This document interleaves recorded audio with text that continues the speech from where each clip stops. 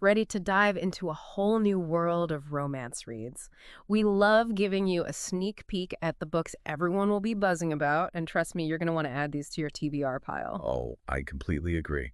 This deep dive is all about what's hot and happening in the world of romance novels for 2024. We're taking inspiration from Elle magazine. They did a roundup of the top romance books of the year so far, those best of lists they always put out. Yeah. And this one was curated by Elle's culture writer, so it's not just a random list. It's got that extra layer of, credibility. But what really struck me was how many of these books take those classic romance tropes, like fake relationships or forced proximity, even second chances, those tried and true themes we see again and again. Right. But they give them a really fresh, modern twist. It's not your grandma's romance novel. It's interesting, isn't it, how those classic tropes still resonate, those universal desires and happily ever afters, but how authors are finding new ways to make them feel relevant today. Exactly. And one that caught my eye was this book called Don't Want You Like a Best Friend. It's a Victorian-era romance, but with a queer storyline and a parent trap twist. Like, how fun does that sound? It's such a great example of how romance is becoming more inclusive, bringing in more diverse characters and experiences, but without sacrificing the fun and those feel-good vibes that we love in the genre.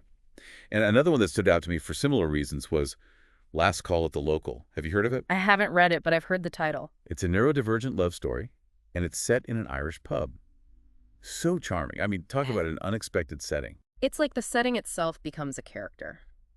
And it highlights how much romance is branching out, exploring love stories in all sorts of communities and places we might not expect. And speaking of branching out, I noticed that a lot of these books tackle some pretty substantial, real-life issues. Like, there's this one, Principles of Emotion. It features a mathematician dealing with anxiety who finds love.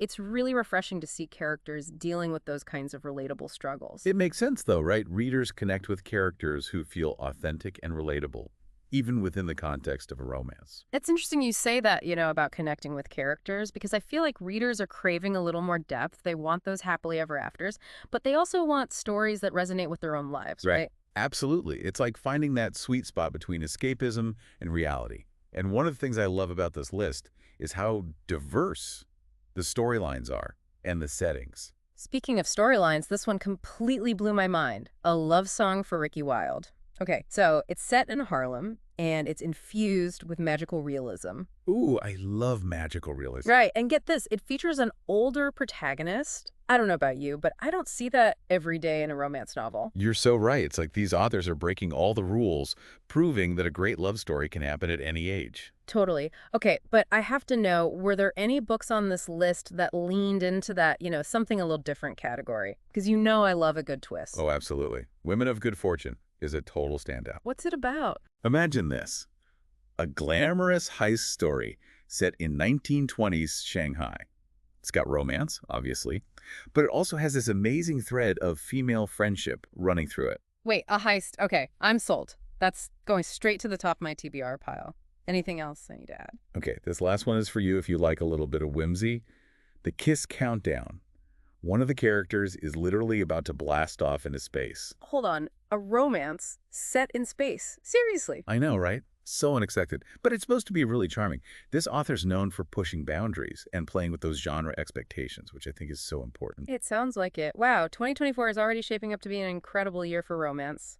I need to make some room on my bookshelf. Speaking of which, I've got a few personalized picks for you based on everything we've talked about.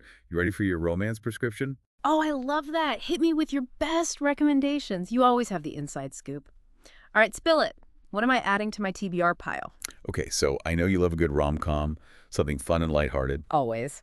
So Take Two, Birdie Maxwell is right up your alley. Think Hollywood, second chances, a little bit of mistaken identity. Okay, I'm already intrigued. It's got that classic rom-com feel. Oh, absolutely. It's a perfect escape read when you just want something light and fun. Perfect. Now, for those times when I'm looking for something a little deeper, a story that'll really stay with me. I've got you covered. Here we go again. It's a sapphic romance, beautifully written, about two women who reconnect later in life.